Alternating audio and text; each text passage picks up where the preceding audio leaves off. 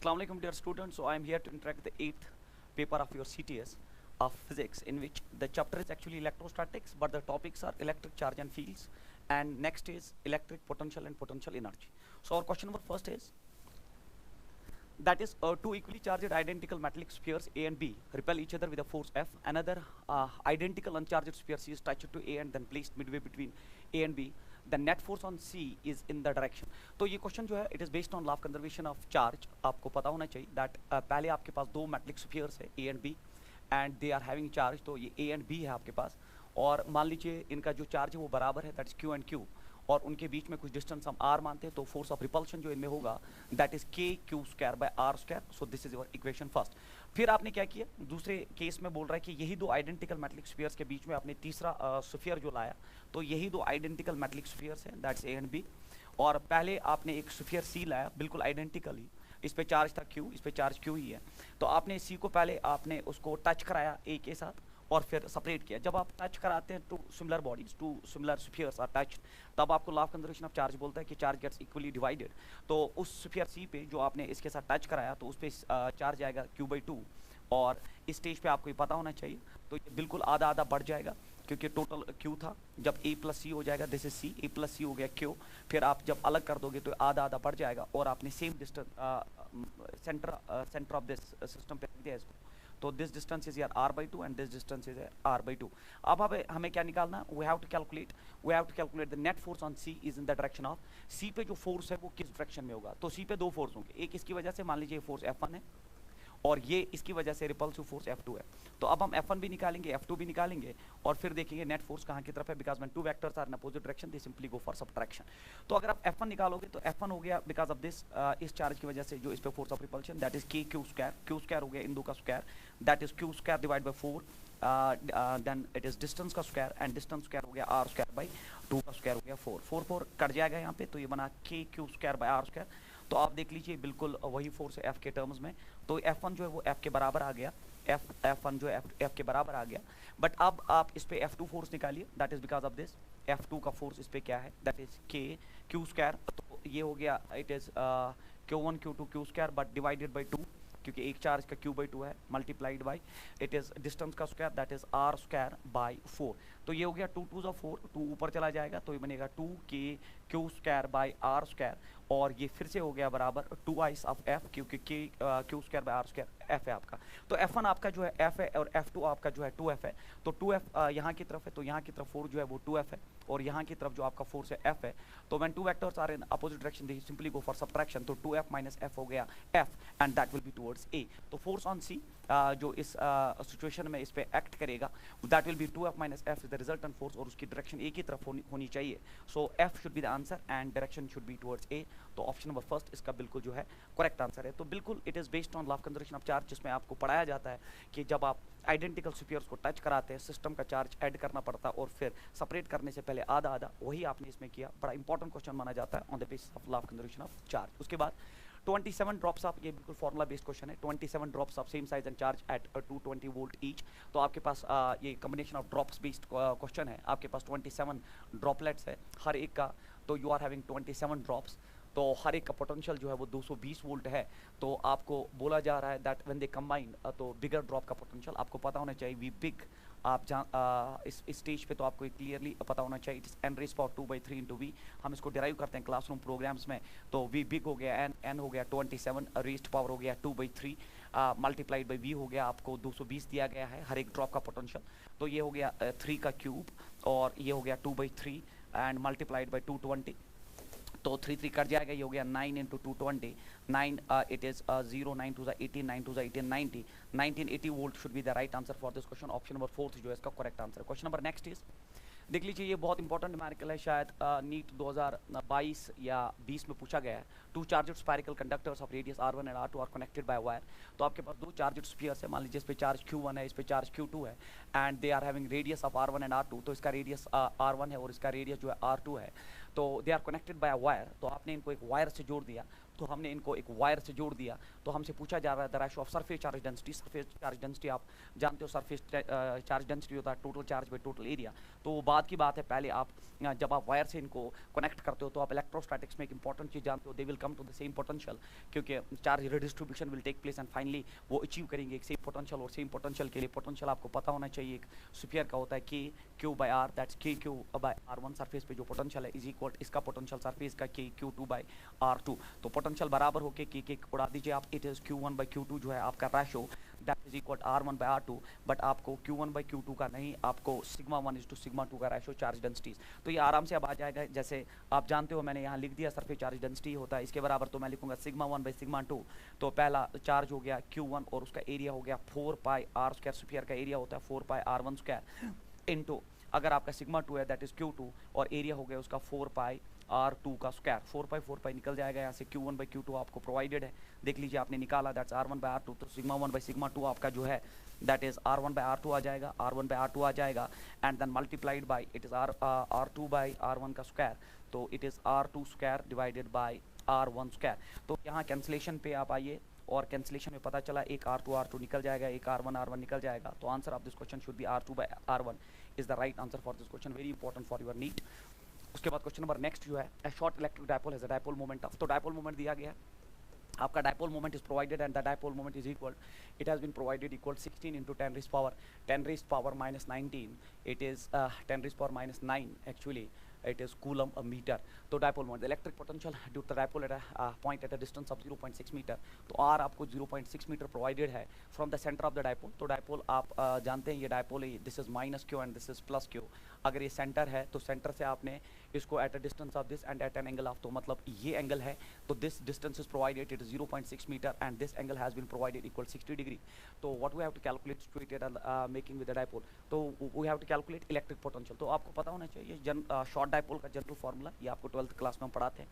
तो इसका फार्मूला होता है बराबर 1/4 pi epsilon, it is p cos theta by r square.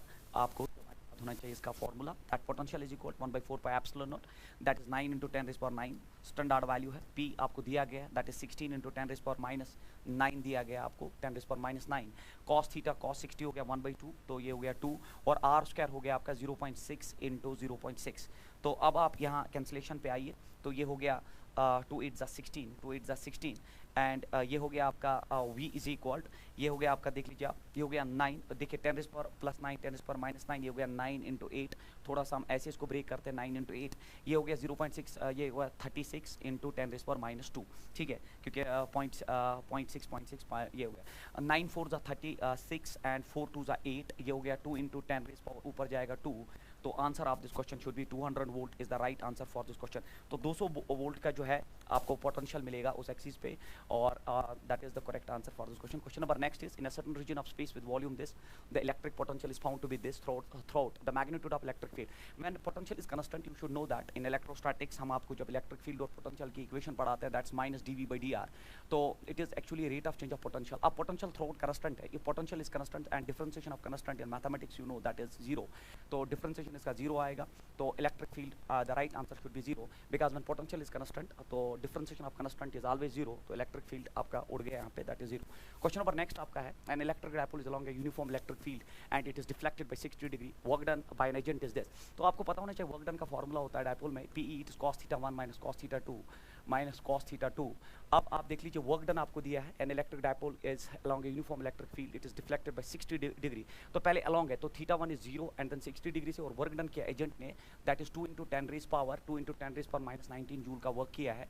तो यहाँ पे आपका PE आ जाएगा, इनिशियली वो इन द डायरेक्शन था तो cos ऑफ 0 माइनस, फिर आपने 60 डिग्री से आपने उसको घुमा दिया, दैट्स cos ऑफ 60 डिग्री, तो ये हो गया 2 into 10 raised power minus 19 is equal PE and cos of 0 होता है 1 minus cos of 60 1/2, it's 2 1/2 2 multiply हो जाएगा, तो PE का प्रोडक्ट जो है आपका that's 4 into 10 raised power minus 19 10 raised power, तो PE आपने निकाल के रखा। फिर क्या बोल रहा है क्वेश्चन, वेरी इंपॉर्टेंट क्वेश्चन, ये बहुत अच्छा क्वेश्चन, इसमें बच्चों को कंफ्यूजन यह होता है that the work done by the agent if it is deflected bye 30 degree further.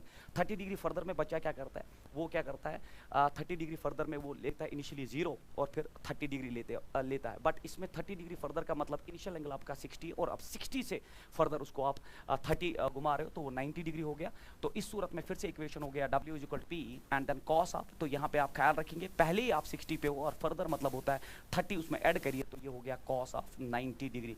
तो P का प्रोडक्ट आपने निकाल के रखा है, P आपका है 4 × 10⁻⁻19, cos ऑफ 60 होता है 1/2, cos ऑफ 90 होता है 0, तो -0 से कोई फर्क नहीं पड़ता, इसको उड़ा दीजिए, 2 2 4 हो गया, W हो गया बराबर 2 × 10⁻19 joule should be the right answer for this question.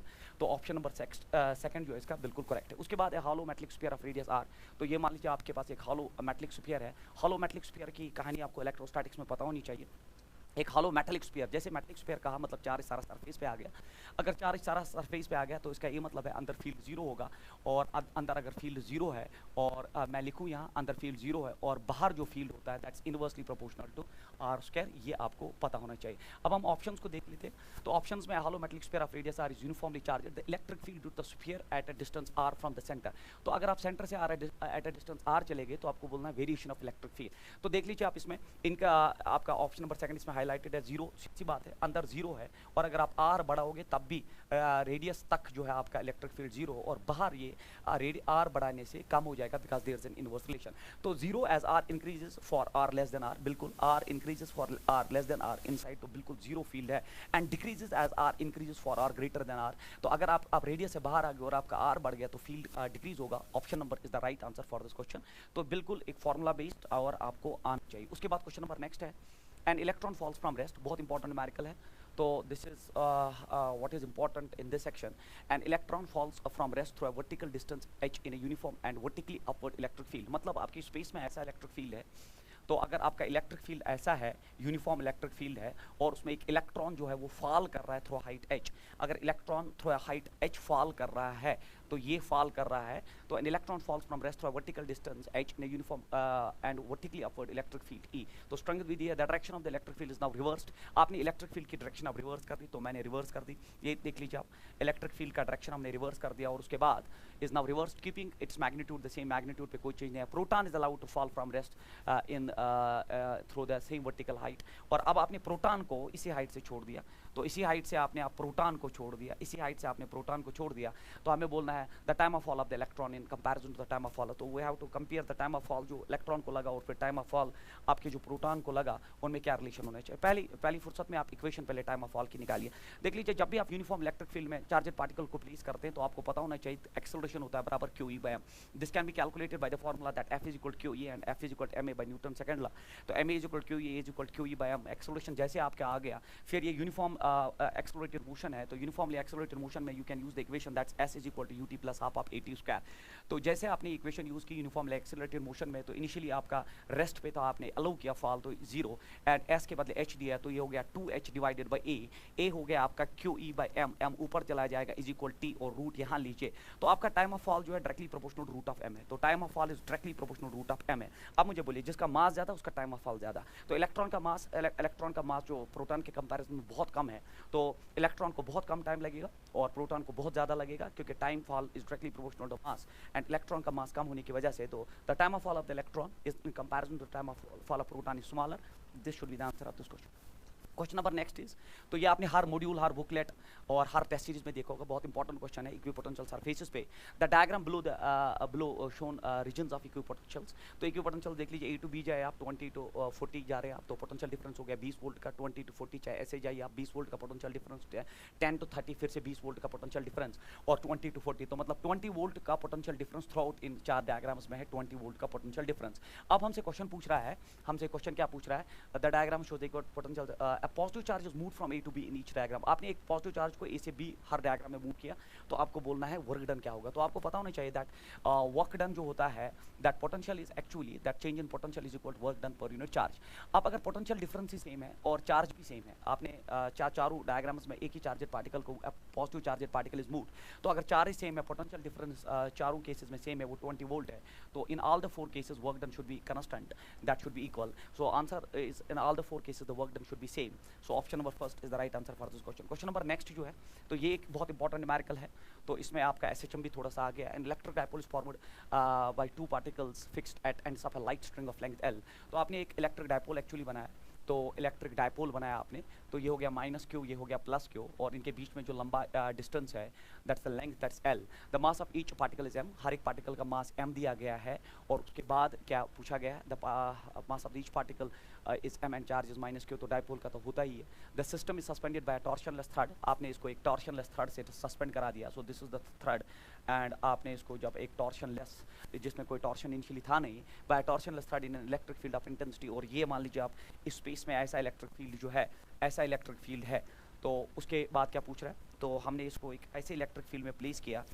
उसके बाद हमसे पूछा जा रहा है such that the dipole axis is parallel to the field, dipole axis is parallel to the field and then it is slightly displaced, period of angular motion is. तो एक standard case है जो हम आपको क्लासेस में पढ़ाते हैं, तो इसका जो फॉर्मूला होता है इस केस में टाइम पीरियड होता है 2 pi, it is root of I by P. Sir ये ऑब्टेन कैसे करते हैं, आप जानते हो कि टॉर्क की दो इक्वेशन, टॉर्क डायपोल पे होता है पी साइन थीटा, और आप क्लास 11th में रोटेशनल मोशन में जानते हो torque is equal I alpha, and for small angle जब इनको इक्वेट करते हैं तो आपकी इक्वेशन डेवलप हो जाएगी, that is T is equal 2 pi root of I by P, where I is moment of inertia. अब इसका moment of inertia about the central axis जो है, मोमेंट ऑफ इनर्शिया होता है बराबर ऐसे सिस्टम का जिसको रिड्यूस्ड मास सिस्टम कहते हैं, it is called as reduced mass system.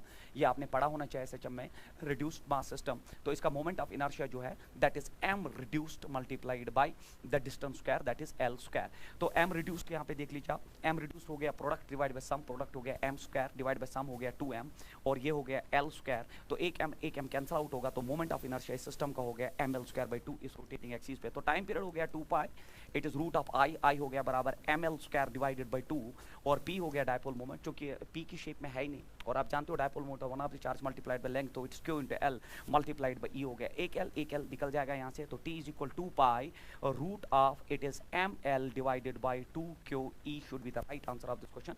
So option number 3 जो है बिल्कुल चमक रहा है यहाँ पे, option number 4 is the right answer for this question.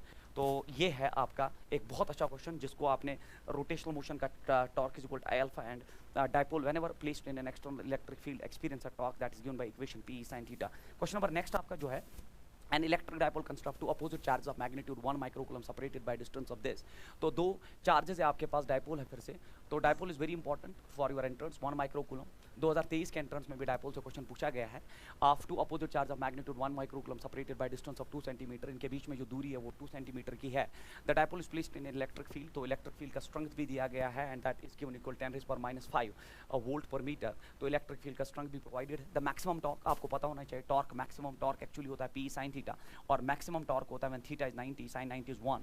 तो जब sin 90 आपका 1 है तो मैक्सिमम टॉर्क हो गया डायरेक्टली बराबर P के, और P भी दिया आपको, P दिया है आपको, P नहीं दिया है, P आप निकाल सकते हो, that's one of the charge हो गया 10⁻⁻⁶ multiplied by distance, that's 2 divide by 10⁻, it is 100, या मैं लिख सकता हूँ इट इज 2 इंटू 10⁻², 10⁻², क्योंकि सेंटीमीटर को आपने मीटर में लाया, और multiplied by electric field that is being provided it's 10⁻⁵। तो आप यहाँ देख लीजिए, ये हो गया आपका टॉर्क, मैक्सिमम टॉर्क हो गया बराबर, इट इज ये हो गया 7, ये हो गया 2 इंटू 10⁻7, और ये हो गया 6, 11, 13, 10⁻13 newton metre is the right answer of this question.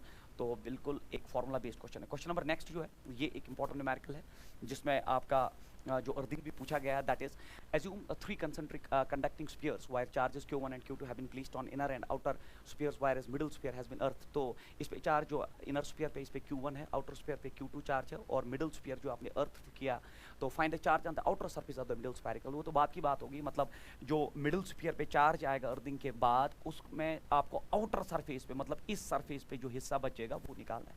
तो पहली फुर्सत में आप इस क्वेश्चन में क्या करिए कि आपको पता होना चाहिए whenever a conductor is earth, whenever a conductor is connected to some to earth, its potential becomes 0। so on that basis अगर मैं इस पे चार्ज मानता हूँ, मान लीजिए इस पे q डैश चार्ज डेवलप हुआ टोटल, तो अगर q डैश टोटल चार्ज इस पे डेवलप हो गया तो पोटेंशियल इस स्फीयर पे तो 0 होना चाहिए, तो पोटेंशियल जो है वो 0 होना चाहिए because it's earth, because whenever a conductor is connected to earth its potential become 0।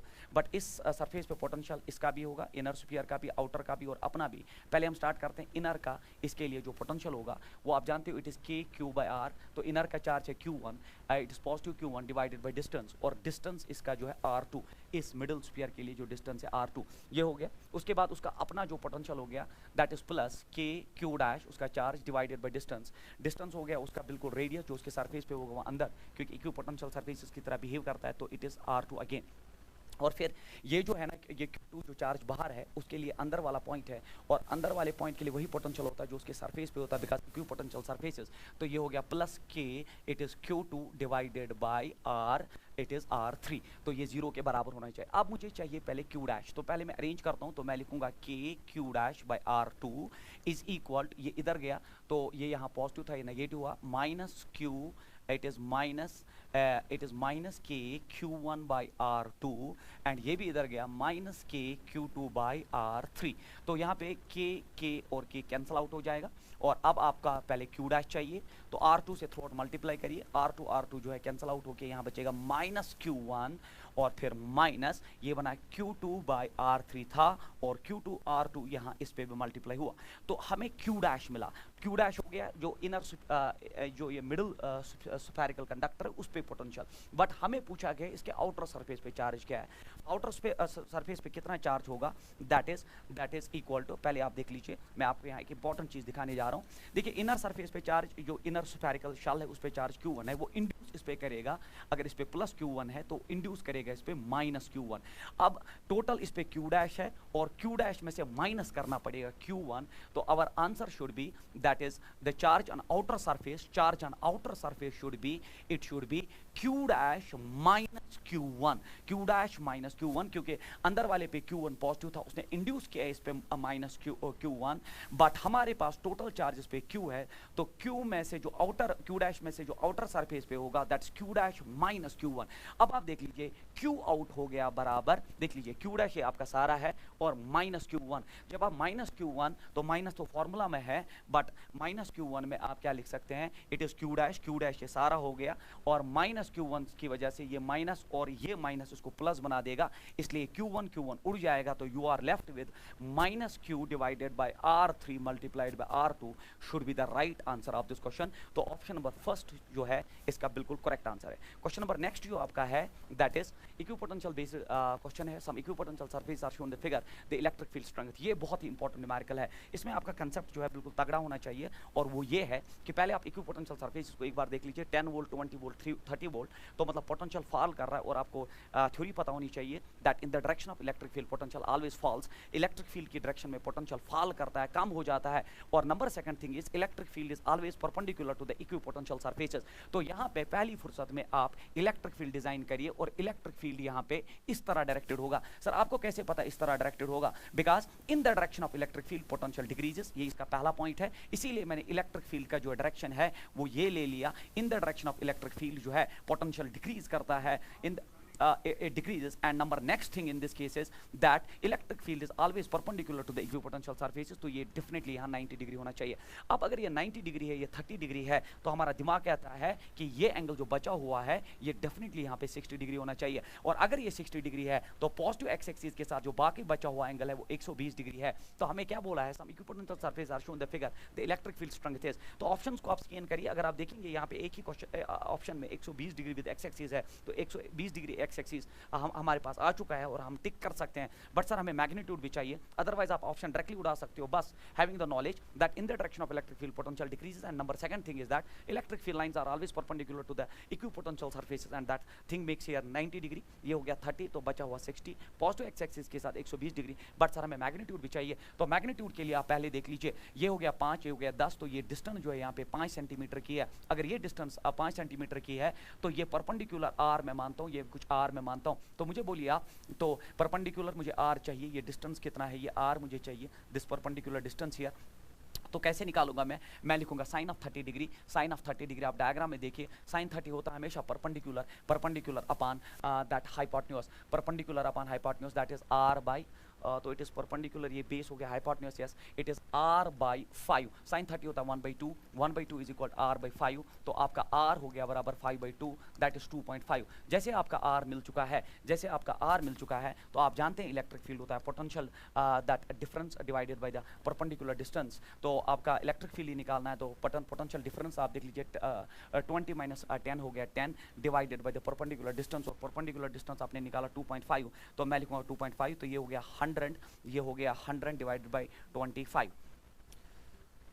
तो ये हो गया 4, और ये 25 सेंटीमीटर है, ये सेंटीमीटर्स में है ना, तो ये हो गया 4, हाँ 10 रेज़ पावर -2, तो ये हो गया 25 4 जा इट इज 100 और E हो गया बराबर 4 इंटू 10⁻², एंड E हो गया बराबर 400 वोल्ट पर मीटर, एंड फिर उसके बाद आपका एंगल भी जो है वो क्लियर है। तो this is one of the most important question जिसमें आपको नॉलेज होनी चाहिए इलेक्ट्रिक फील्ड और पोटेंशियल इक्विपोटेंशियल सरफेसेस की। उसके बाद the potential at a point x measured in micrometre due to some charge situated on the x axis is given by, तो potential आपको दिया गया है और पोटेंशियल का फॉर्मूला जो है it is 20 divided by x² - 4। हमसे पूछा गया है इलेक्ट्रिक फील्ड हमें निकालना है इस डिस्टेंस पे, इलेक्ट्रिक फील्ड एट 4 माइक्रोमीटर। तो आपको पता होना चाहिए इलेक्ट्रिक फील्ड होता है बराबर -dv/dr या -dv/dx। तो मैं लिखूंगा minus, it is d/dx of, तो this thing it is 20 divided by x² - 4। तो ये u/v फॉर्मूला जैसा बना, और u/v में आप जानते हो कि पहले आप v बाहर निकालते हो, तो पहले माइनस में बाहर ही रखता हूँ, आप पहले v बाहर निकालते हो तो x² - 4 बाहर आया, और डिफरेंशिएशन आपका जो u का करते हो दैट इज 20, देन माइनस, फिर उसके बाद u आप बाहर निकालते हो, डिफरेंशिएशन आपका जो है v का हो जाएगा दैट इज x² - 4, और फिर डिवाइडेड बाय v² हो गया x² - 4 का होल स्क्वायर। तो यहाँ देख लीजिए डिफरेंशिएशन ऑफ 20 0, ये सारा उड़ गया, और ये हो गया -20 माइनस माइनस प्लस हो गया पहली फुर्सत में, तो ये हो गया 20, और उसके बाद मुझे बोलिए आप डिफरेंशिएशन ऑफ 4 तो 0 हो गया, इट इज 2x, तो it is only here multiplied by 2x, और डिवाइडेड बाय हो गया ये x² - 4 का होल स्क्वायर। तो ये हो गया 40x डिवाइडेड बाय x² - 4 का होल स्क्वायर। अब आप x का वैल्यू ड्रॉप करिए, और x आपको 4 माइक्रोमीटर पे पूछा गया है, तो ये हुआ 40 इंटू 4 डिवाइडेड बाय, ये हो गया 4 स्क्वायर हो गया 16 माइनस 4 हो गया 12 का स्क्वायर, और ये हो गया बराबर 160 डिवाइड बाय 144। अगर आप इसको कैंसिलेशन करोगे तो ये बनेगा 10/9 वोल्ट पर मीटर माइक्रोमीटर, क्योंकि डिस्टेंस आपको माइक्रोमीटर में प्रोवाइडेड है। तो answer of this question should be directly 10/9 volt per micrometre. And in the positive extraction, sir positive क्यों आया, क्योंकि आपका फील्ड जो है बिल्कुल लास्ट में पॉजिटिव आ गया, so that is Y positive extraction. अगर नेगेटिव आता तो हम लिखते माइनस नेगेटिव डायरेक्शन, तो सेकंड ऑप्शन होना चाहिए था, but third is the right answer for this question. Question number next is, ये बड़ा इंपॉर्टेंट क्वेश्चन है, that is based on the redistribution of charge system. Three very large plates are given charges as shown in the figure. If the cross sectional area of each plate is the same, then find charge distribution on plate 1. तो ऐसे questions के दो steps होते हैं। Step number one जो है आपने पढ़ा होना चाहिए इलेक्ट्रोस्टैटिक्स में। स्टेप नंबर 1 में हम चार्जेस को ऐड करते हैं, तो चार्जेस ऐड करो, तो ऐड द चार्जेस चार्जेस को ऐड करें, और जब चार्जेस को हम ऐड करेंगे तो ऐड चार्जेस दैट इज ये हो गया 10 + 1 it is 11 minus 5 it is 6 Q. और दूसरे स्टेप में स्टेप नंबर 2 होता है आपका, स्टेप नंबर 2 जो होता है, 3 स्टेप्स में क्वेश्चन सॉल्व होता है। ये जो आपको 6 को कूलम का चार्ज मिला, इसको आउटर सरफेसेस पे इक्वली बांटिए, तो आउटर सरफेसेस पे इक्वली बांटने का मतलब इस पे +3 कूलम क्यू चार्ज आएगा, और इस पे भी +3 क्यू कूलम चार्ज आ जाएगा। फिर तीसरा स्टेप होता है इसमें, तीसरा स्टेप इस न्यूमेरिकल में होता है, आपने पढ़ा होना चाहिए, that is plate minus that जो उस साइड का चार्ज आ गया that is Q - 3Q, it is -2Q। तो यहाँ पे चार्ज आएगा -2Q, जितना इधर आया उतना ये इंड्यूस करेगा इस पे +2Q। अब प्लेट माइनस दिस, तो -5Q -2Q it is -7Q, और वो इंड्यूस करेगा उतना इधर +7Q, तो ये आ गया। तो इनर सरफेस पे +7Q, आउटर सरफेस पे +3Q should be the answer.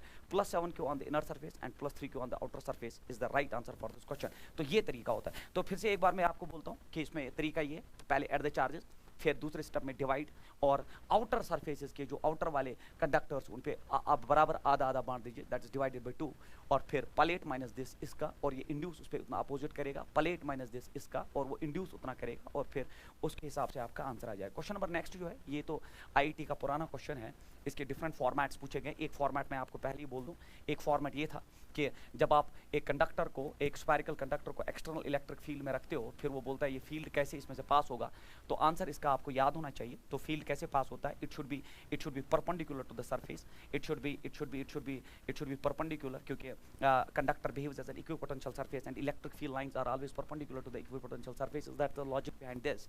तो ये पुराना आईआईटी का क्वेश्चन है। तो जो सेंटर पे इलेक्ट्रिक फील्ड लाइन आएगी, मेटल के अंदर तो फील्ड कभी होता नहीं, तो ये बिल्कुल सेंटर से पास होकर परपेंडिकुलर होगी और यहाँ से बाहर आएगी। उसके बाद जो यहाँ सरफेस पे इलेक्ट्रिक फील्ड लाइन आएगी, तो ये परपेंडिकुलर नहीं है, इसलिए इसको थोड़ा सा बेंट होना पड़ता है अपने आप को, और जब ये सेंटर से पास होती है तो परपेंडिकुलर हो जाती है, और जब यहाँ से, यहाँ तो अंदर है नहीं, तो यहाँ से बाहर निकलने के वक्त भी थोड़ा ऐसे निकल के ये इलेक्ट्रिक फील्ड बाहर। इसी तरह जब यहाँ इलेक्ट्रिक फील्ड लाइन आएगी, electric field lines are perpendicular to the equipotential surface and every conductor behaves as an equipotential surface, थोड़ा बेंड होकर ऐसे जाएगा ये, क्योंकि सेंटर से जो लाइन पास होती है वही परपेंडिकुलर होती है, तो ऐसे जाएगा और फिर ऐसे। तो अब कंक्लूजन ये है कि conductor behaves in equipotential surface, electric field lines number 1 perpendicular to the surface, और वो तब जब वो फील्ड लाइन सेंटर से पास होती है या उसका एक्सट्रापोलेशन सेंटर से पास होता है। नंबर 2 कि मेटल के अंदर कभी फील्ड एग्जिस्ट नहीं करता है। अब आप इन 4 ऑप्शंस में देखिए, electric field design, charger particle आपने मेटल के अंदर रखा है, यहाँ यहाँ यहाँ 4 जगह, आपको बोलना फील्ड कैसा है। देख लीजिए, पहले मेटल से, ये मेटल है, यहाँ फील्ड से पास हो रहा है, तो ये कभी आंसर हो ही नहीं सकता। ये देख लीजिए आप, ये भी मेटल से पास हो रहा है, तो ये कभी हो नहीं सकता। इन 2 में चांसेस है। नंबर नेक्स्ट, अब मैंने अभी आपको बोला रीजन कि electric field lines equipotential surface पे परपेंडिकुलर होती है, और परपेंडिकुलर लाइंस ऐसी होती है या तो वो डायरेक्टली सेंटर से पास होनी चाहिए या उनका एक्स्ट्रापोलेशन। तो इस केस में आपका इलेक्ट्रिक फील्ड लाइन जो है वो सेंटर से पास नहीं हो रहा है, बट इस केस में on extrapolating field lines they pass through centre and their projection जब सेंटर से पास होती है तो तभी के ये फील्ड लाइंस जहाँ परपेंडिकुलर है, मेटल के अंदर नहीं है, ऐसे कर्वेचर है such that their extrapolation passes their centre. So option number first is the right answer for this question. तो ये एक स्टैंडर्ड अच्छा क्वेश्चन है, पहले ये आईटी में पूछा गया, अब ये इसका मॉडिफिकेशन पूछा जाता है। क्वेश्चन नंबर नेक्स्ट जो है ये है 2 parallel metallic plates having surface charge. तो 2 पैरेलल मेटलिक प्लेट्स, ठीक है, तो आप 2 शीट्स पढ़ते हो। वन इज कॉल्ड एज, जो आप यूजुअली मैंने देखा क्लास 12 में बच्चे पढ़ते हैं, that's non conducting sheet. Non conducting sheet का इलेक्ट्रिक फील्ड जो होता है वो होता है सिग्मा/2 एप्सिलॉन नॉट। बट जब मेटल की बात आती है तो याद रखो electric field due to metallic sheet होता है sigma by epsilon naught. This is the difference. तो it is non conducting sheets का इलेक्ट्रिक फील्ड का ये फॉर्मूला होता है नॉन कंडक्टिंग, जबकि कंडक्टिंग या जिनको मेटल्स कहते हैं उनका इलेक्ट्रिक फील्ड का ये फॉर्मूला। ये सबसे बड़ा कंफ्यूजन देखा जो मैंने बच्चों में देखा कि वो जब भी प्लेट आता है ना तो वो लिखते हैं इलेक्ट्रिक फील्ड सिग्मा/2 एप्सिलॉन नॉट, बट वो नॉन कंडक्टिंग के लिए होता है, और कंडक्टिंग का याद रखिए आप सिग्मा/एप्सिलॉन नॉट। अब हम इस क्वेश्चन में देखते हैं 2 parallel metallic plates have surface charge density sigma 1 and sigma 2 as shown the figure, match the column. तो मैच द कॉलम के हिसाब से आपको तीनों रीजन में इलेक्ट्रिक फील्ड निकालना है। और अब मुझे बोलिए, अगर आप इस रीजन की बात करोगे, इस रीजन की बात करोगे, तो यहाँ इलेक्ट्रिक फील्ड यहाँ की तरफ होगा, यहाँ की तरफ अपना इलेक्ट्रिक फील्ड अवे, और इसका भी यहाँ की तरफ, जबकि इसका अपना तो यहाँ है, बट इस मेटल का तो यहाँ की तरफ होगा, और अपना यहाँ की तरफ है, अपना यहाँ की तरफ होगा इस सिग्मा 2 वाले का इलेक्ट्रिक फील्ड, और इसका भी इलेक्ट्रिक फील्ड यहाँ की तरफ होगा। ये आपने क्लासरूम में पढ़ा होगा। तो इलेक्ट्रिक फील्ड तीनों रीजन्स का देख लीजिए, इसका यहाँ राइट, लेफ्ट एंड राइट, और इसका यहाँ लेफ्ट की तरफ, इसका अपना it is left and right, और इसका राइट की तरफ। तो अगर आप देखोगे इस रीजन में तो it is sigma 1 by epsilon not plus sigma 1 by epsilon not, तो ये बनेगा 1 by epsilon naught sigma 1 plus sigma 2। ये हो गया इस रीजन में, तो ऐड हो गया सर, यहाँ डिफरेंस होगा क्या, 1 by epsilon naught sigma 1 minus sigma 2, तो ये हो गया फॉर्मूला इस रीजन का। इस रीजन का फिर से 1 by epsilon naught sigma 1 plus sigma 2, because vectors are in the same direction, they simply got added. चलिए, अब पहला ऑप्शन है सिग्मा 1 प्लस सिग्मा 2 इज 0। अगर सिग्मा 1 प्लस सिग्मा 2 इज 0 है, तो सिग्मा 1 सिग्मा 2 0 है, तो region number 3 and region number 1 में फील्ड 0 हो जाएगा। तो आप देख लीजिए फील्ड 0 किस में, तो ऑप्शन 1 में 0 है, तो बोलता है electric field in region 1 is 0। बिल्कुल 1 में भी 0 होगा, 3 में भी, फिलहाल 1 में 0 है, तो ए जो है वो क्यू के साथ मैच करना चाहिए। यहाँ देख लीजिए ए और क्यू, ए और पी ये आंसर नहीं हो सकता, ए एंड आर ये आंसर नहीं हो सकता, ए एंड पी आंसर नहीं हो सकता, ए एंड क्यू पहला ही ऑप्शन, खेल खत्म, क्वेश्चन सॉल्व हो गया। मगर फर्दर अगर आप sigma 1 plus sigma 2 greater than 0 है, अगर ये ग्रेटर देन 0 है, इसका टुवर्ड्स राइट ही होगा, इसका टुवर्ड्स लेफ्ट ही होगा, बट अगर इट इज राइट, तो आप देखिए electric field in region 3 is towards right. बिल्कुल अगर sigma 1 plus sigma 2 greater than 0 है, ये ज्यादा है, तो ये बिल्कुल राइट की तरह मेंटेन रहेगा, तो बी जो है वो पी के साथ मैच करेगा, और बी बिल्कुल पी के साथ। और अगर sigma 1 plus sigma 2 less than 0 है, अगर ये लेस देन 0 है, तो डायरेक्शन बदल जाएगी। जैसे electric field in region 1 is towards right, देख लीजिए एक्चुअली लेफ्ट की तरफ था, बट कम होने की वजह से उसका डायरेक्शन बदल गया, and towards right is the right answer for this question. तो ऑप्शन नंबर 3 जो है बिल्कुल इसका करेक्ट आंसर है। क्वेश्चन नंबर नेक्स्ट जो है 8 charges, 1 microcoulomb, -7 microcoulomb, -4 microcoulomb, 10 microcoulomb, 2 microcoulomb, -5 microcoulomb, -3 microcoulomb, and 6 microcoulomb are situated at 8 corners of a cube of size 20 centimeter। तो cube के 8 कॉर्नर्स पे चार्जेस प्लेस किए गए, तो ये मैं क्यूब बनाता हूँ, और क्यूब के 8 कॉर्नर्स पे ये चार्ज जो है प्लेस कर दिए गए, जिनका लिखा गया है क्वेश्चन में, और इसका साइड जो है क्यूब का वो 20 सेंटीमीटर का साइड दिया है। उसके बाद पूछा गया spherical surface of radius 80 centimetre encloses the cube. अब एक स्फेरिकल सरफेस जिसका रेडियस 80 सेंटीमीटर वो एनक्लोज इसको करता है। The centre of the sphere coincides with the centre of the cube, sphere का भी सेंटर क्यूब के सेंटर पे है। Then the outgoing flux through the spherical surface units. देख लीजिए सबसे बड़ी प्रॉब्लम इसमें यह है, आपको पता नहीं है कि वो इसको पूरा क्लोज करेगा, कोई चार्ज अगर बाहर रहा तो अकॉर्डिंगली उसमें आपको देखना पड़ेगा। बट आपको पता होना चाहिए कि क्यूब का जो बॉडी डायगोनल होता है, body diagonal that is √3 times one of the side. अगर आप इसका बॉडी डायगोनल सबसे बड़ा ये देखोगे, सबसे बड़ा जो लेंथ देखोगे, that's body diagonal, and that body diagonal of a cube is √3 times L. तो it is √3 times L, L is 20। तो ये आ जाएगा आपका कुछ 50 के अराउंड, कुछ 50 के अराउंड आंसर आ जाएगा ये।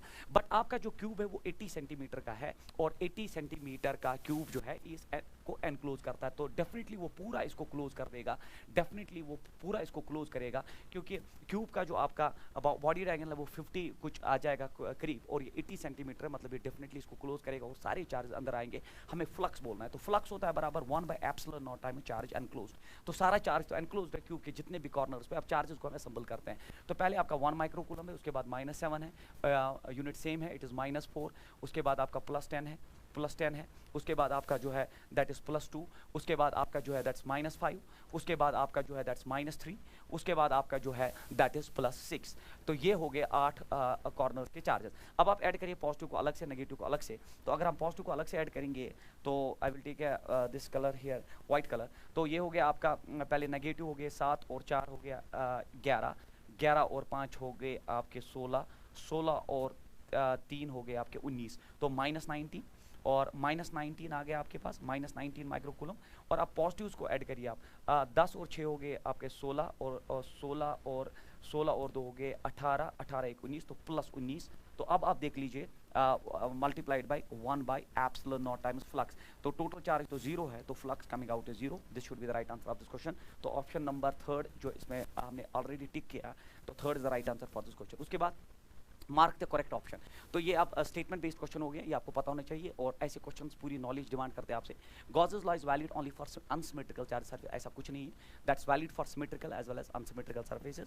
इसने ओनली अनसिमेट्रिकल है तो बिल्कुल गलत है। उसके बाद Gauss's law is valid only for charges placed in vacuum, बिल्कुल गलत, ऐसा भी नहीं है, वैक्यूम में है आप किसी मीडियम में। The electric field calculated by Gauss's law is the field due to the charge outside, तो इनसाइड वाले चार्ज पर डिपेंड करता है, बिल्कुल गलत है।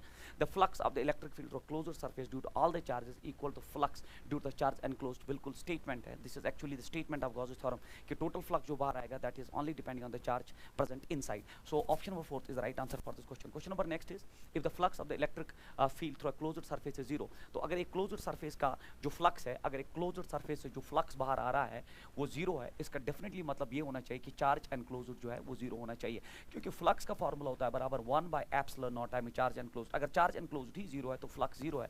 तो ऑप्शन नंबर 3 देख लीजिए, charge inside the surface must be 0, बिल्कुल सही आंसर है। तो अंदर वाला चार्ज जब 0 होता है तभी तो फ्लक्स 0 होता है, जबकि पहला ऑप्शन देखिए the electric field must be 0 everywhere on the surface, बिल्कुल गलत। अगर बाहर वाले चार्ज है तो फील्ड हो सकता है, तो electric field must not be 0 everywhere on the surface, बिल्कुल गलत है। The charge in the vicinity of the surface must be 0, बिल्कुल गलत है। हमें अंदर वाले चार्जेस के साथ सारा रिश्ता है गॉसेस थ्योरम में, और अगर अंदर ही चार्ज 0 है तो फ्लक्स 0 आएगा। तो option number 3 is the right answer. Question number next is, तो two infinitely long straight uniform that wires of charge densities lambda and 2 lambda, तो आपके पास दो इनफाइनाइट लॉन्ग वायर्स है having uniform linear charge density lambda and are parallel to each other at a distance r apart, तो इनके बीच की दूरी जो है वो r दी गई है। The intensity of the electric field at a point Midway between them, तो मिडवे पॉइंट पे हमें इलेक्ट्रिक फील्ड इंटेंसिटी निकालनी है, तो मतलब यहाँ पे हमें इलेक्ट्रिक फील्ड इंटेंसिटी r/2, तो यहाँ से भी डिस्टेंस जो है r/2 यहाँ पे निकालना। तो सीधी बात है, जिसका चार्ज डेंसिटी ज़्यादा उसका फील्ड ज़्यादा। तो मान लीजिए ये हो गया E1, ये हो गया आपका E2, तो आपका नेट फील्ड जो है आपका E नेट जो होना चाहिए, आपका E नेट होना चाहिए बराबर E2 - E1, क्योंकि उसका चार्ज डेंसिटी ज़्यादा है। और आप जानते हैं कि electric field due line charge density होता है λ/2πε0r, ये स्टैंडर्ड फॉर्मूला आपको क्लास में पढ़ाते हैं। तो E2 के बदले आएगा 2 λ डिवाइडेड बाई 2πε0r हो गया बराबर r/2, क्योंकि डिस्टेंस आधी है। देन -E1 हो गया बराबर λ/2πε0 इंटू r/2। तो पहली फुर्सत में आप 2 उड़ा दीजिए, 2 उड़ा दीजिए, 2 उड़ा दीजिए इधर, तो 2 λ - λ, क्योंकि πε0r तो कॉमन है, it is λ/πε0r should be the right answer of this question. और अगर डायरेक्शन भी पूछे तो towards left should be the answer. तो फिलहाल डायरेक्शन नहीं पूछा गया, तो आप डायरेक्टली आप उड़ा सकते हो, λ/πε0r इसका राइट आंसर है। क्वेश्चन नंबर नेक्स्ट जो है आपका बॉब ऑफ सिंपल पेंडुलम, बहुत इंपॉर्टेंट न्यूमेरिकल माना जाएगा। तो आपके पास एक बॉब ऑफ सिंपल पेंडुलम है, और a bob of simple pendulum of mass m 40 gram with a positive charge, this is oscillating with a time period t1। तो आपको पता होना चाहिए कि एक सिंपल पेंडुलम बॉब सिस्टम का जो टाइम पीरियड ऑफ ऑसिलेशन होता है, अगर उसकी लंबाई l है तो टाइम पीरियड ऑफ ऑसिलेशन होता है 2π√L/g, this the standard formula. तो अब आपको बोला गया है कि इसका कुछ टाइम पीरियड t1 है, तो मान लीजिए t1 है टाइम पीरियड। उसके बाद an electric field of intensity 3.6 × 10⁴ newton per coulomb is applied vertically upwards. अब आपने इलेक्ट्रिक फील्ड ऊपर की तरफ जो इसमें जोड़ दिया है। तो जैसे इलेक्ट्रिक फील्ड ऊपर की तरफ आएगा, जैसे इलेक्ट्रिक फील्ड ऊपर की तरफ आएगा तो इसमें फोर्स ऊपर की तरफ आएगा और नेट या ए इफेक्टिव एक्सेलरेशन होगा g minus it is q E by m, जो आप जानते हो क्योंकि अब ऊपर की तरफ इलेक्ट्रिक फील्ड है तो अब इसका जो है इस पे एक्चुअली पॉजिटिव चार्ज है तो फोर्स ऊपर की तरफ आएगा। जब फोर्स ऊपर तो एक्सेलरेशन ऊपर, और आप जानते हो इलेक्ट्रिक फील्ड में एक्सेलरेशन पहले ही क्वेश्चन में मैंने दिखाया that is q E by m. तो ए नेट ये हो जाएगा और उस हिसाब से इसका टाइम पीरियड हो जाएगा 2 pi root of l by g effective, and g effective g minus q E by m. तो आपसे क्या पूछा गया, now the time period T2 तो रेशो निकालना the value of T2 and T1। तो अगर आप रेशो निकालने बैठे तो it is T2 by T1 is equal, देख लीजिए 2 पाई पहली फुर्सत में उड़ा दो आप, और इन्वर्स प्रोपोर्शनल है तो इसलिए इसका रूट आ जाएगा। अगर ये इन्वर्स प्रोपोर्शनलिटी है तो ये ऊपर जाएगा, ये बनेगा G minus it is q E by m. It is inverse proportionality है तो मैंने गलत बना दिया, तो T2 का नीचे ही आ जाएगा इन्वर्स प्रोपोर्शनलिटी में, it is root of it is G divided by G minus it is q E by m. अब आप वैल्यूज ड्रॉप करिए, G हो गया आपका 10 डिवाइडेड बाई ये हो गया 10 माइनस Q। Q आप देख लीजिए, Q आपको दिया गया है 4 इंटू 10 पर माइनस 6, ये हो गया 4 इंटू 10 रेज पर माइनस 6। E हो गया electric field, electric field is provided, electric field आपको दिया है 3.6 इंटू 10 रेज पर 4, ये हो गया 3.6 इंटू 10 रेज पर 4 डिवाइडेड बाय आपका M दिया 40 ग्राम, 40 ग्राम होता है 40 into 10 raise power minus 3, 40 into 10 raise power minus 3, it is 40 into 10 raise power minus 3। तो अब आप देख लीजिए यहाँ पे, तो पहली फुर्सत में आप ये उड़ा दीजिए 4 10 जा, ये हो गया 10 raise power minus 2, 10 raise power minus 2 ऊपर चला जाएगा तो प्लस 6 बनेगा, प्लस 6 इसके साथ पूरा उड़ जाएगा, तो you are left with only it is root of 10 divide by 10 minus 3.6 is 6.4। तो आप इसको ले सकते हो, इट इज़ 100 डिवाइड बाई 64, और 100 का रूट होता है 10, 64 का होता है 8, and 10 divide by 8 is 1.25 should be the answer of this question. तो ऑप्शन नंबर 3 इसका बिल्कुल राइट आंसर है। क्वेश्चन नंबर नेक्स्ट जो आपका बहुत इंपॉर्टेंट न्यूमेरिकल था, तो अब the break down electric field intensity for air is this. तो आपको इलेक्ट्रिक फील्ड इंटेंसिटी जिस पे एयर आपका ब्रेक डाउन हो जाएगा that is 3 into 10⁶। The maximum charge that can be held by a sphere of radius 1 metre. तो अगर आपके पास एक स्फीयर है जिसका रेडियस आपका 1 मिलीमीटर है, तो आपको बोल रहा है कि इस पर कितना चार्ज होना चाहिए सच दैट वो उतना फील्ड क्रिएट करे। फील्ड पहले ही प्रोवाइड है दैट इज 3 इंटू 10⁶। तो आपको पता होना चाहिए स्फीयर के सरफेस पे फील्ड होता है बराबर 1/4 pi epsilon naught Q by R square, it is 1/4 pi epsilon naught Q by R square, और वही ब्रेक डाउन के बराबर दिया गया है दैट इज 3 इंटू 10⁶, इससे ज्यादा हो नहीं सकता। तो ये हो गया आपका 1/4 pi epsilon not, that's 9 into 10⁹। It Q निकालना है आपको, आर स्क्वायर हो गया मिलीमीटर, 1 मिलीमीटर का हो गया 10⁻³ का स्क्वायर, 10⁻³ का स्क्वायर हो गया 10⁻6, तो 10⁻6 इज इक्वल 3 इंटू 10⁻6। तो अब आप यहाँ देख लीजिए, ये हो गया 3 3 जा 9, 3 3 जा 9, और जब ये इसके साथ मल्टीप्लाई होगा तो ये कट जाएगा, तो ये बना आपका Q is equal it is 1/3 into 10⁻⁻9। जब ये अंदर उधर जाएगा तो 1/3 होता है बराबर 0.33, 0.33 into 10⁻9 coulomb should be the answer of this question. But इसमें नैनो कूलम्स में है तो 0.33 nano coulomb is the right answer of this question, option number next. तो एक्चुअली इलेक्ट्रिक फील्ड इंटेंसिटी देखिए, आपसे स्फीयर का चार्ज पूछा, मतलब स्फीयर ने ही उतना फील्ड क्रिएट किया और उस हिसाब से आपने इस क्वेश्चन को सॉल्व किया। क्वेश्चन नंबर नेक्स्ट बड़ा इंपॉर्टेंट न्यूमेरिकल है, इसकी लैंग्वेज आप पढ़िए अच्छे से। 2 point charges Q1 equal 2 microcoulomb and Q2 equal 1 microcoulomb are placed at distances B equal 1 centimetre and A equal 2 centimetre from the origin on Y and X axis. तो अगर हम Cartesian coordinate system में आपका X axis है, आपका Y axis है, तो उस हिसाब से आप चार्जेस को प्लेस कीजिए। तो आपको बोला गया है दैट पहला एक Q1 चार्ज है वो B1 सेंटीमीटर और Y एक्सिस पे है, मतलब यहाँ पे आपको B दिया गया है 1 सेंटीमीटर और वहाँ पे 2 माइक्रोकूलम का चार्ज है।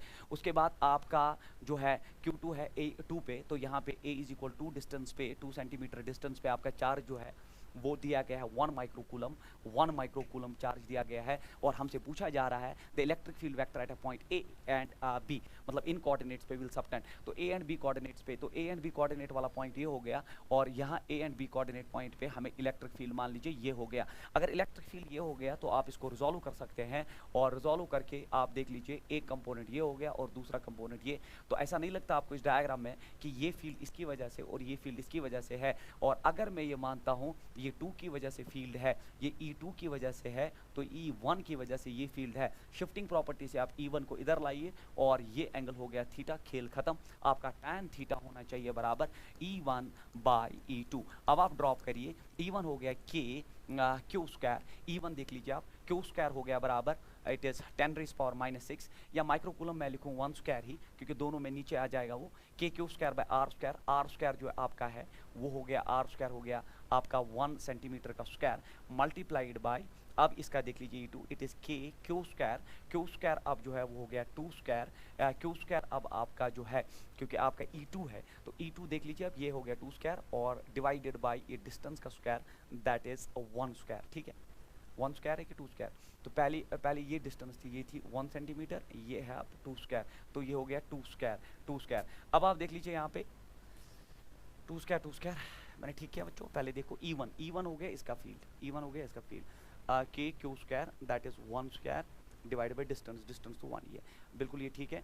अब आपका E2 है, E2 हो गया ये, E2 में आप देख लीजिए के क्यू स्क्वायर हो गया चार्ज का स्क्वायर दैट इज 2 स्क्वायर और डिस्टेंस हो गया बाय 2 स्क्वायर। तो अगर आप यहाँ देखेंगे कहीं मैं गलती कर रहा हूँ, ये भी 4 ये कट जाएगा, tan थीटा क्या बचा 1 के बराबर, but option number second is the right answer. So it is actually Q1 2 microcoulomb, Q2 1 microcoulomb are placed at B is equal to 1 centimeter and A equal to 2 centimeter from the origin on the y axis। तो y axis हो गया ये, x axis हो गया, the electric field vector radiated। तो कहीं गलती कर रहे हैं हम, तो ये इसका इलेक्ट्रिक फील्ड हो गया E2 perpendicular by base E1 by E2 K Q square by R square. Electric field होता है आपका K Q square by R square K Q square, और तो मैंने E1 इट इज E1 हो गया के क्यू स्क्वायर हो गया आपका 1 स्क्वायर बाय आर हो गया distance that's 1 square multiplied by divided by E2। यही तो गलती है बच्चों, वो देख लो आप, it is K Q square that's 2 square by R square, R है 2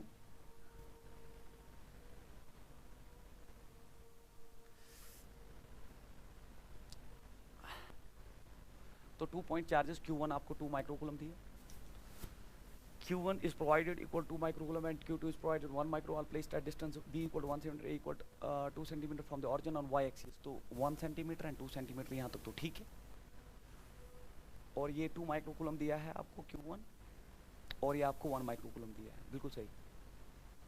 the electric field eight point A and A, तो A एंड B कोऑर्डिनेट्स पे, तो ये यही डिस्टेंसेस हो गई। ये आपका जो है ये हो गया आपका 2 सेंटीमीटर का डिस्टेंस, बिल्कुल 2 सेंटीमीटर, और ये हो गया आपका 1 सेंटीमीटर का डिस्टेंस, बिल्कुल सही। तो the electric field vector eight point A will subtend an angle theta with x axis, तो आपको ये थीटा निकालना। तो मान लीजिए ये इसका फील्ड है, ये इसका फील्ड है, तो ये इधर आ जाएगा, तो tan ऑफ थीटा आ जाएगा परपेंडिकुलर बाय बेस, तो परपेंडिकुलर बिल्कुल वही आना तय है, दैट्स E1 बाय E2। अब E1 हो गया इसका फील्ड, इस चार्ज का फील्ड, तो वो हो गया बराबर के क्यू स्क्वायर हो गया चार्ज का स्क्वायर बाय आर स्क्वायर हो गया जो वहां तक डिस्टेंस, तो that is 1 square by E2 आपका जो है that is K Q square. तो E2 देख लीजिए आप, E2 आपका it is 2 square by R square आपका जो है आर स्क्वायर हो गया फिर से 2 स्क्वायर, तो इसको रेस्पोकल करिए, ये हो गया K by 1 into it is 4 divided by K 4, K cancel 4 cancel, theta is equal tan theta is equal 1, will see that at last.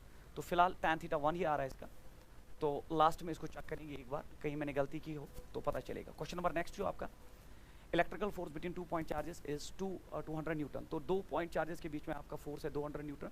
If we increase 10% charge on one of the charge and decrease 10% on the other, the electric force between them for the same distance becomes। तो आपके पास 2 charge actually है, same charges लीजिए Q and Q और distance R लीजिए, उनके बीच में जो फोर्स है that is Q square by R square, वो दिया है 200 न्यूटन के बराबर।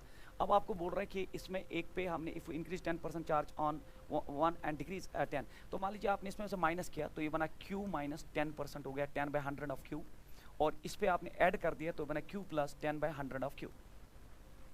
तो ये हो गया 100 माइनस 10, ये हो गया 90 डिवाइडेड बाय 100 ऑफ Q, और ये बना आपका 110 Q डिवाइडेड बाय 100, और ये हो गया आपके 2 charges separated by the same distance. अब जो नया फोर्स होगा एफ डैश वो होगा K Q square by R square, Q square हो गया इनका ये हो गया के Q1 Q2, it is K Q1 it's 90 by 100 Q into Q2 it is 110 Q divided by 100 divided by R square.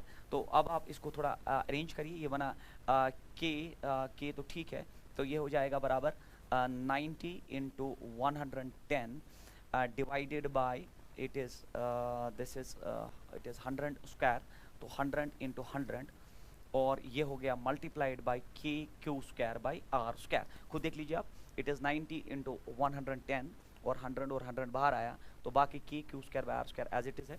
तो ये आपको दिया गया है, ये आपको दिया है 200, तो मैं लिख सकता हूँ 90 into 110 divided by 100 into 100 multiplied by 200। तो ये दो जीरो यहाँ से निकल जाएंगे, उसके बाद ये जीरो इधर निकल जाएगा, और ये हो गया अब 90 इंटू 11 डिवाइड बाई, ये हो गया 2 5 10, तो ये हुआ 90 इंटू 11, 90 इंटू 11 डिवाइडेड बाई 5। जब उसको मल्टीप्लाई करेंगे it will come out to be 198 newton. Very important, आराम से किया जा सकता है। क्वेश्चन नंबर नेक्स्ट जो है, a charge q is fixed on to each of the corners of a square। तो आपके पास एक स्क्वायर है, और हर एक कॉर्नर पे आपने charge plus Q is fixed to each of the 3 corners.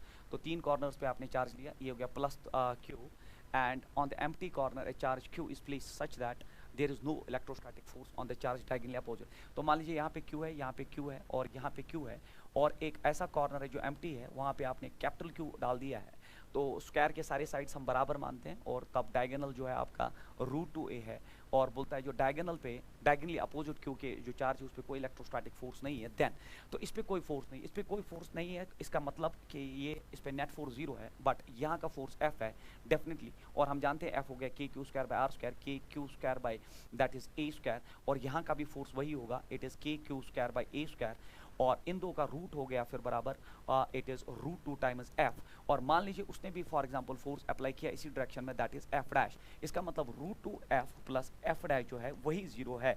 तो √2f, एफ आप जानते हो it is K Q square by a square is equal to F dash होना चाहिए माइनस किसके बराबर, it is K Q q, तो एक क्यू है स्मॉल क्यू और दूसरा capital q divide by distance का square, it is 2a square, क्योंकि वो उड़ जाएगा, ए स्क्वायर निकल जाएगा, के निकल जाएगा, एक क्यू निकल जाएगा, तो ये हो गया √2 टाइम्स क्यू, नेगेटिव साइन इधर इज इक्वल क्यू, तो q is equal minus √2 times q should be the right answer for this question. तो option number second. Question number next आपका जो है, 3 point charges plus Q and minus Q are placed at the corners of an equilateral triangle of side a.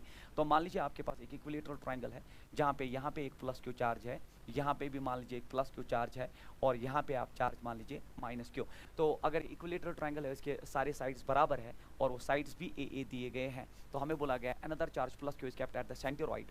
तो centroid पे मतलब यहाँ पे आपने एक चार्ज क्यू प्लेस कर दिया, तो आपको उस सेंट्रोइड वाले चार्ज पे फोर्स निकालना है। देख लीजिए अगर ये तीनों चार्जेस बराबर होते हैं, अगर ये इक्विलेटरल ट्रायंगल पे तीनों चार्जेस बराबर होते हैं, तो सेंट्रोइड पे जो चार्ज है उस पर फोर्स 0 होता है, बट यहाँ पे दो चार्ज पॉजिटिव एक नेगेटिव है, तो डेफिनेटली ये इसको अगर फोर्स F से रिपेल करेगा, डिस्टेंस वही है, आपको पता होना चाहिए इक्विलेटरल ट्रायंगल में सेंटर से सेंट्रोइड तक, एक कॉर्नर से सेंट्रोइड तक a/√3 की डिस्टेंस होती है, ये आपको जबानी याद होना चाहिए।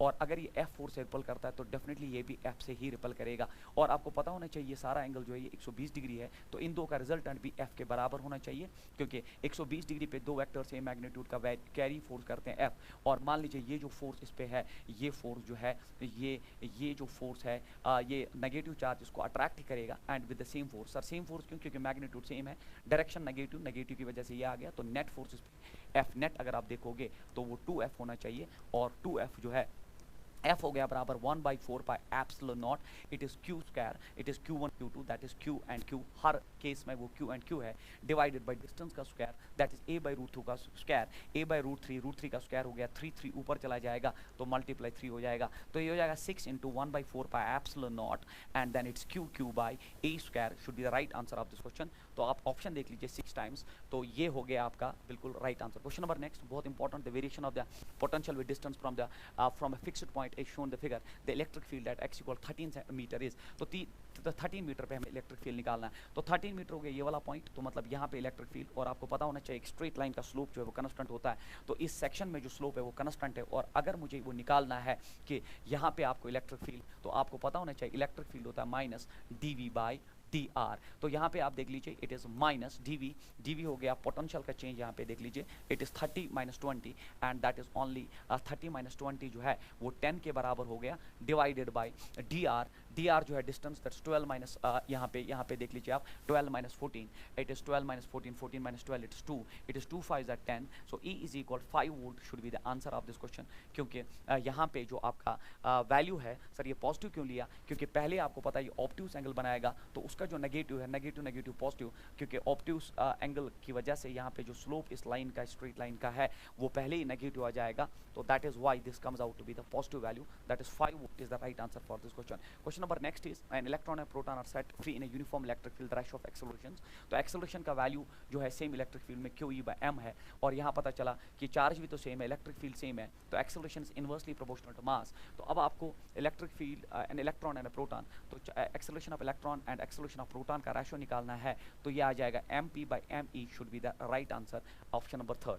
तो बिल्कुल बेसिक क्वेश्चन है। उसके बाद ये भी, a particle of mass and charge Q is release from rest in an electric field. तो मान लीजिए आपके पास एक इलेक्ट्रिक फील्ड ऐसा डायरेक्टेड है, और आपने उसमें एक charged particle of charge Q और मास m आपने रिलीज किया, तो हमें बोलना है the kinetic energy after time t will be, तो टाइम t के बाद उसका काइनेटिक एनर्जी हमें बोलना है। तो टाइम t के बाद उसके पहले वेलोसिटी आप निकालिए, और आप जानते हैं वेलोसिटी होता है u प्लस at, और v इज इक्वल पहले वेलोसिटी फिर kinetic energy, initial velocity 0, released acceleration होता है QE/m मल्टीप्लाइड बाई t। तो वेलोसिटी आ चुका है आपके पास, it is QE/m multiplied by t, और फिर आपके पास काइनेटिक एनर्जी जो है that is half of mv square, half of mv square हो गया q square e square t square divided by m square, mm cancel out हो जाएगा, it is q square e square t square and divided by 2m is the right answer of this question. तो option number second जो है इसका बिल्कुल answer होना चाहिए, और ये क्वेश्चन बड़े इंपॉर्टेंट होते हैं, after some time and after some distance पूछे जाते हैं। क्वेश्चन नंबर नेक्स्ट आपका जो है that is 4 charges plus Q minus Q and minus Q are situated at the corners पर square.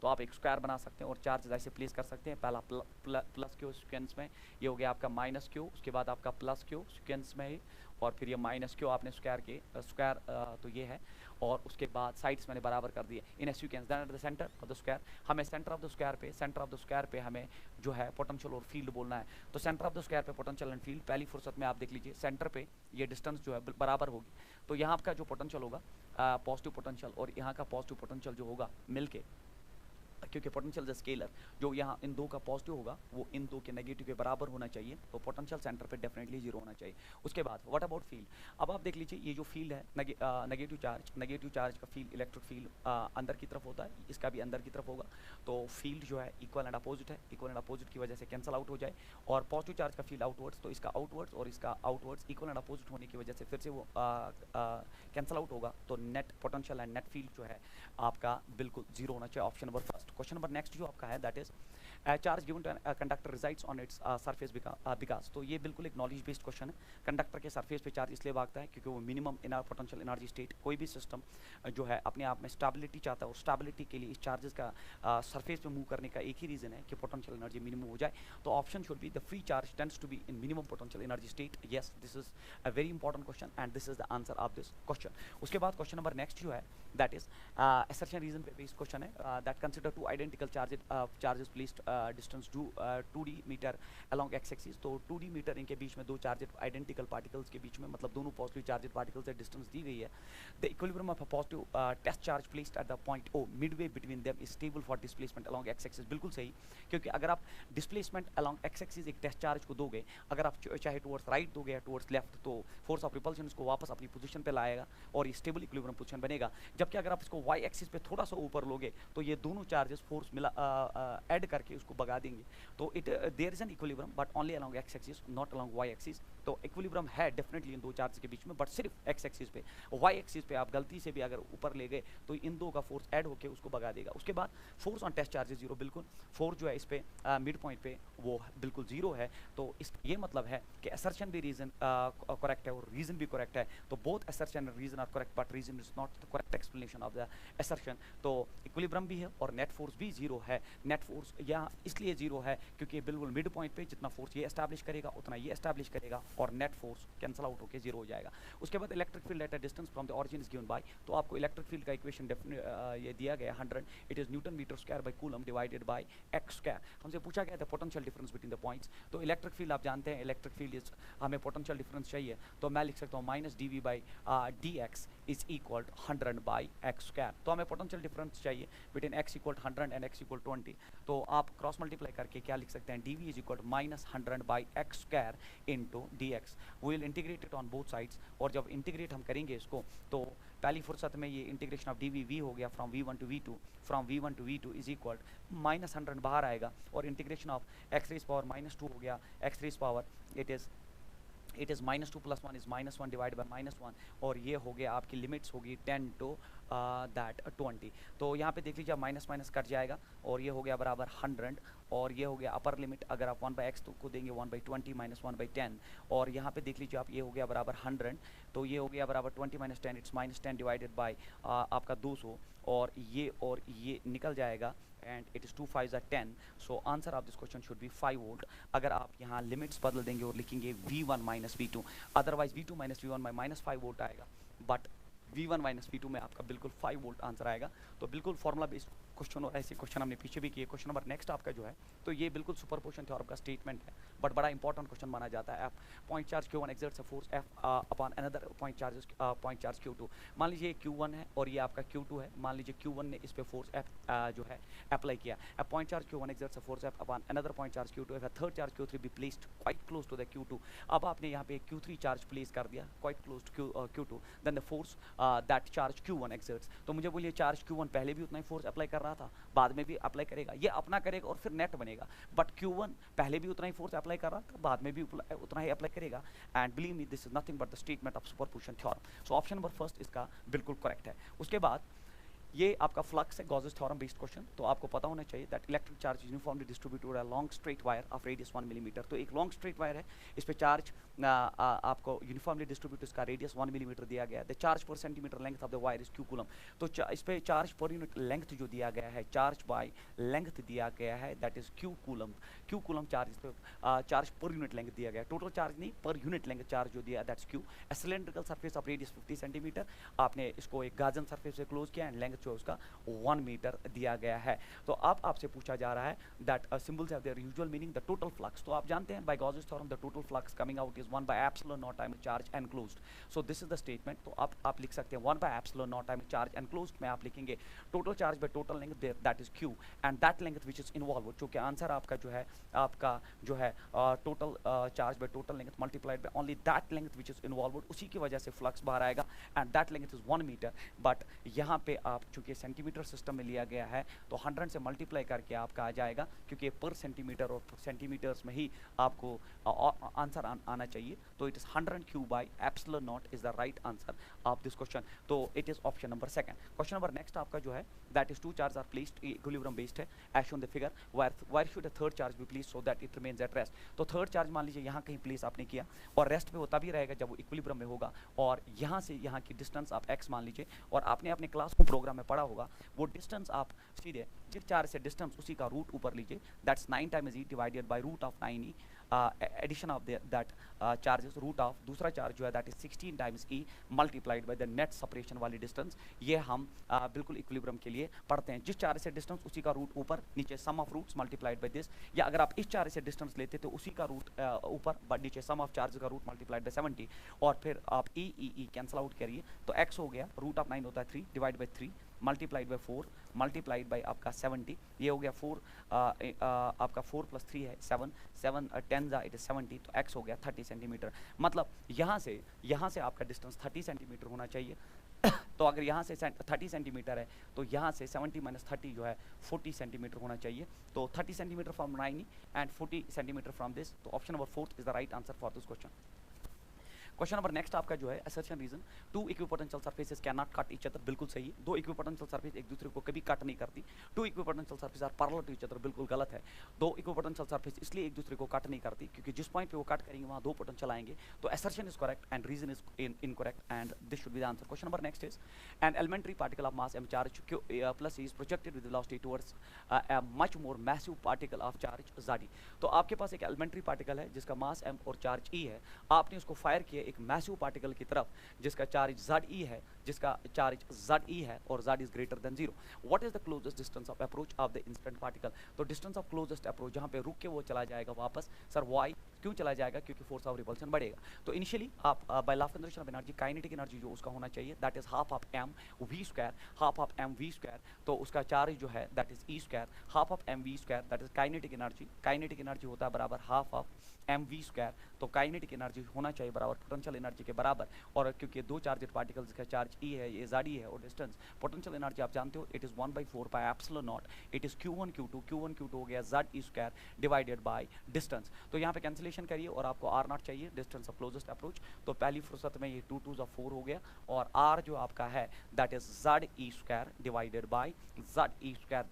Bye it is twice of m v square, it is pi epsilon naught should be the answer. Z E square divided by twice of pi m epsilon naught E square is the right answer, option number first. तो बिल्कुल based on the theory that जब आप fire करोगे तो सिर्फ kinetic energy from a larger distance, और जब वो स्टॉप करेगा और फिर वापस चला जाएगा that is only potential energy, equating the two and getting the answer. Question number next is, तो ऐसा रीजन बेस्ड क्वेश्चन है, electric lines of force never cross each other. बिल्कुल इलेक्ट्रिक लाइन ऑफ फोर्स एक दूसरे को cross नहीं करती है। The electric field at a point super impose to give one result, ये भी ठीक है क्योंकि सुपरपोजिशन थ्योरम है, whenever many vectors at some point resultant vector superposition से ऑब्टेन होता है, but why they do not cross each other is not the this thing. तो reason is not the correct explanation of assertion. Both assertion and reason are correct, but reason is not the correct explanation. बिल्कुल second option correct है। क्यों? दो electric field lines इसलिए cross नहीं करती क्योंकि जिस पॉइंट पे वो क्रॉस करेंगे वहाँ दो डायरेक्शंस एस्टैब्लिश होंगे, और ऐसा ट्रू नहीं है। उसके बाद क्वेश्चन नंबर नेक्स्ट जो आपका, an electric dipole is placed in a non uniform electric field then it experiences a force as well as torque. ये आपको पता होना चाहिए, both a force and a torque which may और may not be zero, या तो वो zero हो सकते हैं या नहीं हो सकते। सो ऑप्शन नंबर फोर्थ जो है बिल्कुल करेक्ट है। जबकि अगर आप यूनिफॉर्म फील्ड में प्लेस करेंगे तो net force is always zero, but torque may or may not be zero. Non-uniform field में दोनों torque और force भी which may or may not be zero. The right answer. Question number next is that 2 point charges of this and this are placed. तो 2 point charges आपके पास है, तो एक 12 microcoulomb का है और आपका दूसरा 8 माइक्रोकूलम का है, and they are separated by a distance of 10 centimeter apart. The work done in bringing 4 centimeter close. तो इसका तरीका मुझे जहाँ तक लगता है कि आप इनिशियल पोटेंशियल एनर्जी सिस्टम का निकालिए और फिर फाइनल निकालिए, the difference will be the answer. तो initial potential energy is K square हो गया बराबर 12 इंटू 8 K Q1 Q2 बाई पोटेंशियल एनर्जी हो गया 10 सेंटीमीटर। तो ये हो गया इनिशियल। लास्ट में आप इसमें यूनिट्स जोड़ देंगे, ये हो गया माइक्रो में, ये हो गया 10 raise power -12, 10 raise power -6, 10 raise, और ये हो गया 10 raise power -2। Final potential energy, अब आपने 4 सेंटीमीटर क्लोज लाया, 4 सेंटीमीटर क्लोज लाया मतलब 6 सेंटीमीटर की एबीबी दूरी है, और चार्जेस वही है 12 माइक्रोकूलम और आपका 8 माइक्रोकूलम। अब आप निकाल सकते हैं फिर से, फाइनल पोटेंशियल एनर्जी होना चाहिए K Q1 Q2 12 into 8 into 10 raise power -12 बराबर वही divided by that distance 6 into 10 raise power -2। तो वर्क डन इस सिस्टम में हमेशा होगा फाइनल माइनस इनिशियल। जब आप इसको सॉल्व करेंगे और वैल्यूज ड्रॉप करेंगे तो answer is 5.8 joule. This is the answer of this question and this is the way to solve this numerical. Most important है initial potential energy, final potential energy and difference will be the work done. Question number next आपका, electron move away from a region of low potential to a region of higher potential. आपको पता होना चाहिए that electric field हमेशा higher to lower potential होता है। तो आपको पता होना चाहिए अगर मैं इलेक्ट्रिक फील्ड ऐसे स्पेस में एस्टैब्लिश करूं तो इसका ये मतलब है कि यहाँ जो पोटेंशियल अगर V1 है, यहाँ पे आपका पोटेंशियल V2 है, electric field always moves in the direction of that potential decreases. तो V1 is definitely greater than V2, ये हम जानते हैं अपने इलेक्ट्रोस्टैटिक्स में। और अब आपको बोल रहा है electron moves from a region of lower potential to a region of higher potential. बिल्कुल सही है। अगर आप देखोगे कि इलेक्ट्रॉन अगर आप यहाँ पे प्लेस करोगे नेगेटिव चार्ज, तो वो हमेशा इलेक्ट्रिक फील्ड जो आपका है वो हमेशा जो है इलेक्ट्रिक फील्ड आपका वो हमेशा लो से हाई पोटेंशियल, क्योंकि इलेक्ट्रिक फील्ड पे फोर्स जो है इलेक्ट्रॉन पे जो फोर्स होता है that's opposite to the direction of the field. तो इलेक्ट्रिक फील्ड ऐसे है तो हमेशा इलेक्ट्रॉन आपका opposite to the direction of field, तो ये मतलब है लो पोटेंशियल से हाई पोटेंशियल की तरफ मूव करता है। तो electron moves away from a region of lower potential to higher potential, बिल्कुल सही है। And number second is that electron has a negative charge, और बिल्कुल यही रीजन है, नेगेटिव चार्ज की वजह से ही इस पे फोर्स यहाँ की तरफ बनता है और ये लो से हाई पोटेंशियल की तरफ मूव करता है। So both assertion and reason are correct and reason is the correct explanation of the assertion. तो उसके बाद क्वेश्चन नंबर नेक्स्ट आपका, electric dipole of dipole moment P is lying along a uniform electric field। अगर along the line of electric field है, the work done in rotating the dipole by 90 degree, तो work done आपने इससे पहले भी देखा, it is cos of 0। Sir 0 कैसे? Line along the line and minus cos of by 90 degree से आप इसको रोटेट कर रहे हो। cos of 90 0, cos of 0 is 1। तो answer of this question is PE। तो PE is the right answer for this question. Question number next आपका जो है दैट इज असर्शन रीजन। फिर से electric potential and electric potential energies are different quantities. इसमें कोई शक ही नहीं है. Electric potential and potential energy are different quantities. For a system of positive test charge, for a system of positive test charge, अगर आपके पास एक पॉजिटिव टेस्ट चार्ज है, for a system of positive, ये टेस्ट चार्ज मान लीजिए, for a system of positive test charge and point charge electric potential, तो ये पॉइंट चार्ज है, तो ये पॉइंट चार्ज है और सेपरेटेड बाय डिस्टेंस आर. तो क्या लिखा गया, electric potential energy is equal to electric potential. बिल्कुल गलत. पोटेंशियल होता है बराबर के क्यू बाय आर, जबकि पोटेंशियल एनर्जी होता है के Q1 Q2 बाय आर. सो आपका पहला ऑप्शन तो बिल्कुल सही है, that electric potential and electric potential are different quantities, but आपका रीजन बिल्कुल गलत है. तो assertion is correct and reason is incorrect. Question number next आपका जो है, that is three charge arranged like this, the vertices of an isosceles triangle, the net electrostatic energy of the configuration is 0. तो Q is equal to, हमें Q बोलना है अगर इसकी configuration energy 0 है. तो कन्फिगरेशन एनर्जी 0 का मतलब, पहले कन्फिगरेशन एनर्जी लिखिए आप. तो इन दो में जो एनर्जी होगा that is K Q square by R, R is the distance, and plus फिर अगर आप इन दो का देखेंगे that is K Q Q divided by A plus K, और उन दो का अगर आप देखेंगे that is Q Q divided by root two A should be 0, क्योंकि बोल रहा है एनर्जी ऑफ कन्फिगरेशन 0, हमें जो है क्यू निकालना है in terms of small Q. तो पहली फुर्सत में क्यू के उड़ा दीजिए, और ए जो है वो भी उसके साथ ए इसके साथ 0 और मल्टीप्लाई हो जाएगा. तो ये इधर ही रखिए आप, ये उधर कैरी करिए, ये होगा क्यू क्यू, ये हो गया plus Q Q divided by root two is equal to, लीजिए इसको इधर, एंड ए बनेगा minus Q square. A Q cut जाएगा, तो क्यू बाहर आके ये बना बराबर, it is 1 plus, it is root two plus 1, it is root two plus 1, root two plus 1 divided by root two equal हो गया बराबर माइनस क्यू. क्रॉस मल्टीप्लाई करिए तो क्यू होना चाहिए बराबर minus root two Q divided by root two plus 1 should be the answer. But sir ऐसा कोई ऑप्शन नहीं है, इसलिए रूट टू से रैशनलाइजेशन करिए, रूट टू से डिवाइड करिए, रूट टू होता है 2, रूट टू होता है 2, तो माइनस 2q डिवाइडेड बाय, ये हो गया root two is 2 plus 1 into root two is root 2. So this should be answer of this question. और आप देख लीजिए ऑप्शन नंबर सेकंड जो है बिल्कुल राइट आंसर है इसका. क्वेश्चन नंबर नेक्स्ट जो है, that choose the incorrect statement. आपको इनकरेक्ट इसमें देखना है. The potential energy per unit positive test charge in an electric field at some point is electric potential. Yes, this is the definition of electric potential. The work done required to be done to move a point charge from one point to another in an electric field depends on the position. बिल्कुल आपका conservative field position based ही होता है, तो path independent होता है. The potential energy of the system will increase if a positive charge is moved against the Coulomb source. बिल्कुल अगर आप close लाओगे तो potential energy बढ़ेगा, क्योंकि potential energy is inversely proportional to distance. तो अगर आप distance कम करोगे तो potential energy definitely बढ़ेगा. The value of fundamental charge is not equivalent. तो we know that option number 4 is the right that incorrect statement, क्योंकि fundamental charge हमारा electronic charge ही है, तो ये बिल्कुल incorrect statement है. क्वेश्चन नंबर नेक्स्ट जो आपका है, that's consider conducting spherical shell of radius r with its center at the origin.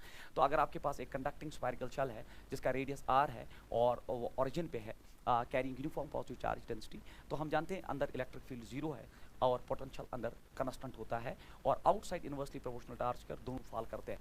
तो the variation and magnitude, the variation of the magnitude of electric field and electric potential with the distance R from the centre is best represented by the graph. Here dotted lines represent potential. करो तो dotted lines अगर potential है and solid line field है, तो आपको पता होना चाहिए डॉटेड लाइंस आपका जो है, ये dotted lines represent the potential. करो तो पोटेंशियल करो में अंदर पोटेंशियल कांस्टेंट है, उसका वैल्यू है, अंदर पोटेंशियल कांस्टेंट है. देख लीजिए अंदर जो है electric field, here dotted lines represent potential करो and bold lines represent the electric field.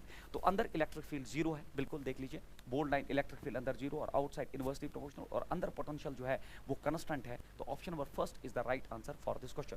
Question number next जो है आपका, दैट इज फिर से assertion reason 4 point charges Q1, Q2, Q3 and Q4 are shown in the figure. The flux or the shown Gaussian surface depends only on the charge. बिल्कुल सही है, क्योंकि सिर्फ इंटरनल चार्जेस पे आपका फ्लक्स डिपेंड करता है. This is the statement of Gaussian theorem. बाहर वाले चार्जेस फ्लक्स में कंट्रीब्यूट नहीं करते. दूसरा, that electric field at all the points on Gaussian surface depends only on the charge Q1 and Q2.